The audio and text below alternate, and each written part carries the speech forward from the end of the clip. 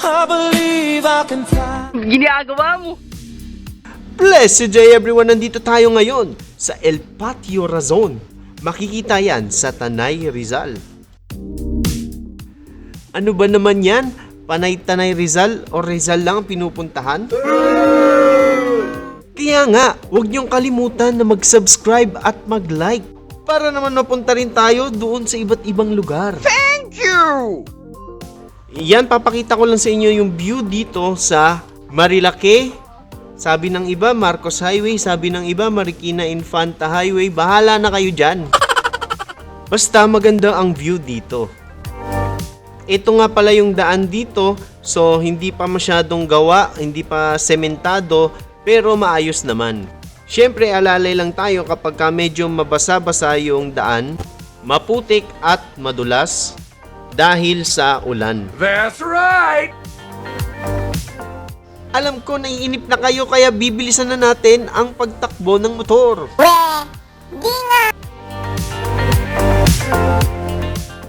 Ayan, nandito na tayo sa ating destinasyon. Ito nga pala yung kanilang parking space, malaki din yan. Ang entrance nga pala dito sa day tour namin is 150. Please stay tuned until the end dahil sasabihin ko yung mga information na kailangan yun malaman. That's right!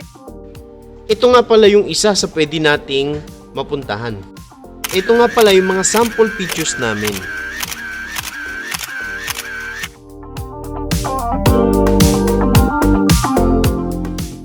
Ito, bagay na bagay to kung kasama nyo yung mga loved ones nyo.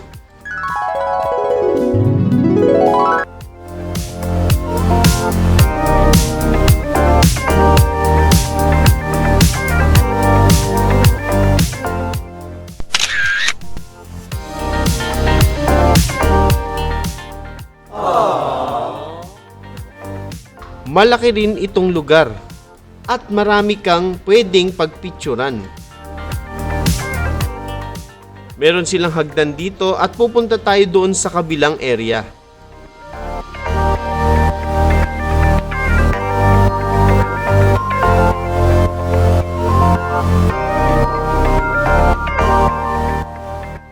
Maganda rin yan, exercise din yan. That's right! Dito.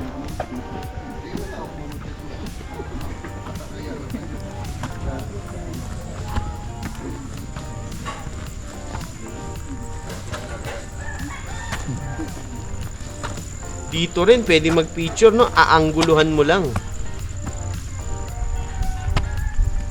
Yun, no?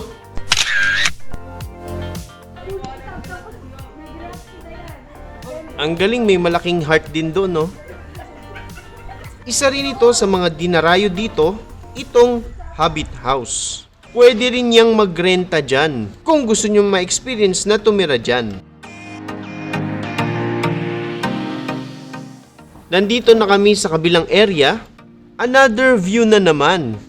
Sadyang malaki talaga itong lugar na ito. At marami ding crew na nandito. Swerte na kaunti lang yung tao nung pagpunta namin. So syempre magpipicture din kami dito.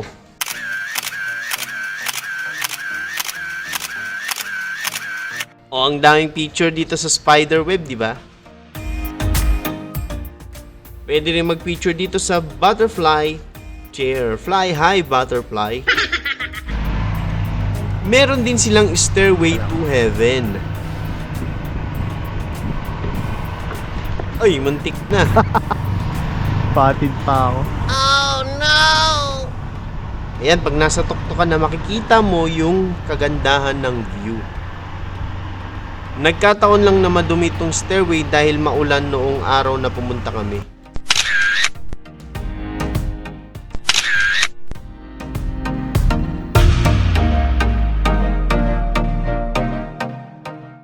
Ayan, meron din ditong bilog. Kung kanina heart, dito naman bilog. Ito bagay pag pupunta kayo dito as a friend. Hey!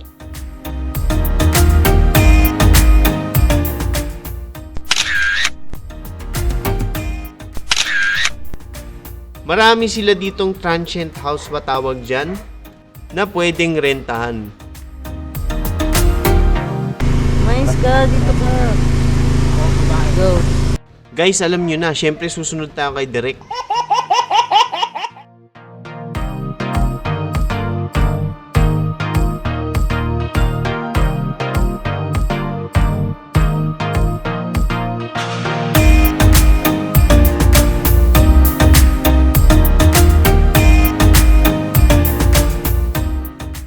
Ayan, so nakita natin yung view, 'di ba? Ang ganda.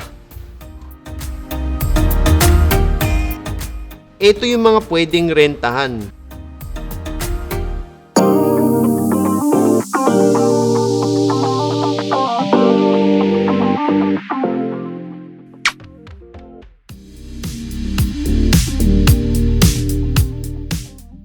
Ang cute naman ng ibon na yan.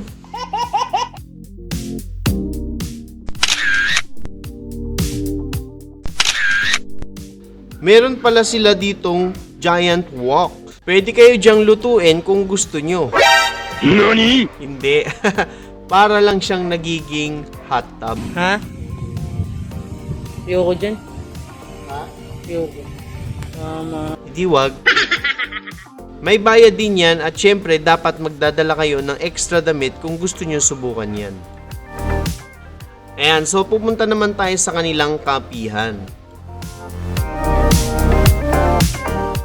Kung gusto nyo lang mag-relax tapos kwentuhan kasama yung mga kaibigan.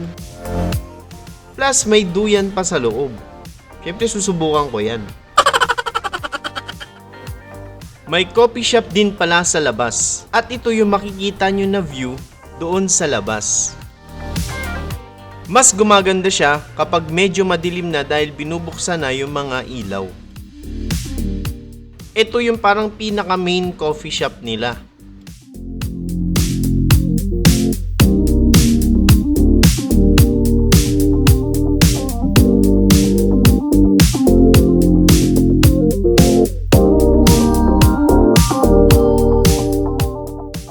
Maganda rin ditong tumambay habang nagkakape.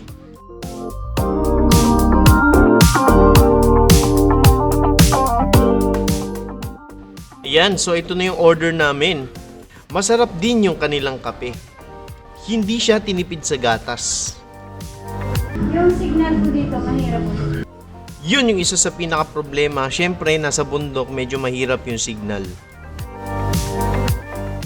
Ayun, nakikita nyo yung transparent na yan, na parang payong na tent. Pwede rin kayong kumain dyan, pero dapat mas mahal yung order nyo. Tsaka minsan, naka-reserve din siya. Maganda sana doon. Kaso, okay din yung view dito. Palusot pa no? Pero ang totoo, wala lang talagang budget. Nag-timelapse nga pala kami dito. So, from sunset hanggang magdilim.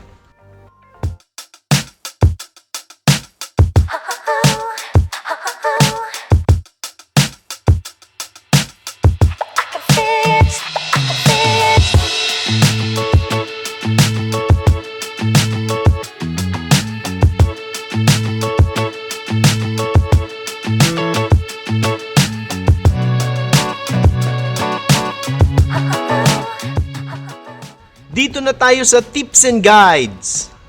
Okay naman yung kanyang road, medyo may kaunti lang na hindi sementado. Wala namang problema sa parking, kahit 4 wheels pwede dyan.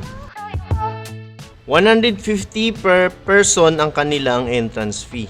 Marami din silang activities dito, tapos maraming pwedeng rentahan. Makikita nyo sa page nila kung magkano yung mga presyo. So yung kawabat nila is 400 per hour. Yung day tour nila is 9 AM to 6 PM. Pero syempre iba yung mga schedule niyan kung gusto nyo mag-camping, mga mag-overnight. Pwede kayo magdala ng extra clothes kung gusto nyo mag-bath. May mga reservation din naman sila, kaya pwede nyong bisitahin ng kanilang page. Be ready na rin, syempre nasa nature tayo, enjoy na lang natin kahit medyo mahirap yung signal. Oo naman, recommended ko rin siya dahil marami siyang pwedeng pagpicturan. Masarap din siguro dito mag-camping, no? Next time, baka mag-camping kami dito. Maganda yung view, yung community. May mga coordination sila sa bawat station ng kanilang crew. Tsaka guys, safe talaga dito. Thank you very much! Dahil tinapos nyo ang video, marami pa tayong pupuntahan dito sa ating bansang Pilipinas at malay nyo makapunta rin tayo sa ibang bansa, kaya please don't forget to like and subscribe. Until next time!